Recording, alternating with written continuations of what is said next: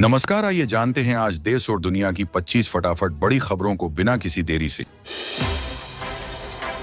America के रुख में अचानक बड़ा ट्विस्ट आया है। बुधवार को भारत पर 50% टैरिफ लागू होने के बाद अमेरिका ने भारत के साथ ट्रेड डील हो जाने का साफ संकेत दिया है। उसने यह भी कहा है कि दोनों देशों के बीच बातचीत जारी है। अमेरिकी राष्ट्रपति डोनाल्ड ट्रंप के भारत से आने वाले सामान पर 50% तक टैरिफ लगाने के फैसले से दोनों देशों के बीच तनाव बढ़ गया है। यह फैसला लागू हो गया है। हालांकि अमेरिकी वित्त मंत्री स्कॉट बेसेंट ने कहा है कि भारत और अमेरिका अंत में एक समझौता कर लेंगे। उन्होंने यह भी कहा कि यह तनाव सिर्फ भारत के रूस से तेल खरीदने की वजह से नहीं है। सरकार के सूत्रों का कहना है कि इस तनाव के बावजूद वाशिंगटन और नई दिल्ली के बीच बातचीत जारी है। दोनों पक्ष इसका समाधान निकालने की कोशिश कर रहे हैं। भारत सरकार इस मामले पर उद्योग जगत के लोगों के साथ लगातार संपर्क में है। निर्यात को बढ़ावा देने के लिए एक योजना बना रही है।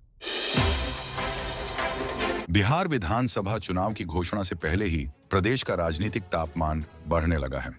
बिहार में बढ़ती राजनीति का असर यूपी में भी दिख रहा है।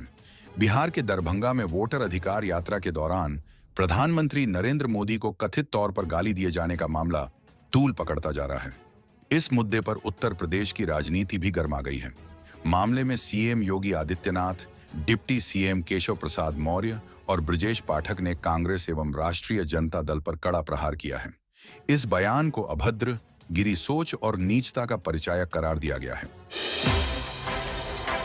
अमेरिकी राष्ट्रपति डोनाल्ड ट्रंप द्वारा भारत के उत्पादों पर 27 अगस्त से 50% अतिरिक्त टैरिफ लागू करने के फैसले के खिलाफ उत्तर प्रदेश की राजधानी लखनऊ में व्यापारियों ने जोरदार विरोध प्रदर्शन किया।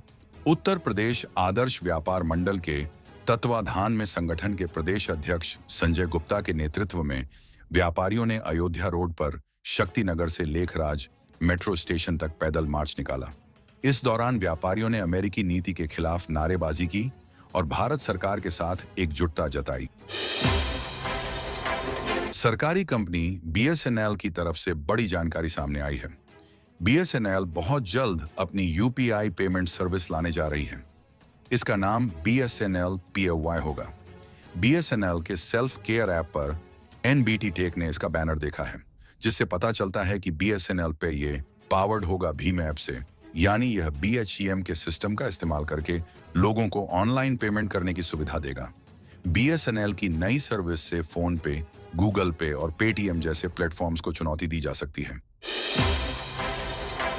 भारतीय जनता पार्टी और राष्ट्रीय स्वयंसेवक संघ के बीच मतभेद के सवाल पर संघ चालक मोहन भागवत ने कहा है कि कोई मतभेद नहीं है। गुरुवार को प्रेस कॉन्फ्रेंस में मोहन भागवत ने कहा कि मतभेद के कोई मुद्दे नहीं होते। मतभेद के विचार कुछ हो सकते हैं, लेकिन मनभेद बिल्कुल नहीं है और एक दूसरे पर विश्वास है। जो प्रयत्न कर रहे हैं अच्छे से कर रहे हैं। क्षमता अपनी अपनी है। अलग अलग छलगे तो भी सबको एक जगह ही जाना है। लोकसभा में नेता प्रतिपक्ष सह सांसद राहुल गांधी इन दिनों वोट अधिकार यात्रा के तहत बिहार के विभिन्न जिलों के भ्रमण पर है। इसी सिलसिले में राहुल गांधी का काफिला मां सीता की जन्मभूमि धरती सीतामढ़ी पहुंचा। उन्होंने डुमरा हवाई अड्डा मैदान में बनाए पंडाल में रात्रि विश्राम किया।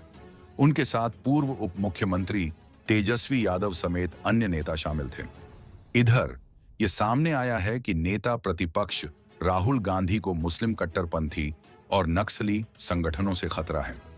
इस कारण जिला प्रशासन की ओर राहुल गांधी की सुरक्षा व्यवस्था और विधि व्यवस्था को लेकर पुख्ता इंतजाम किया गया था।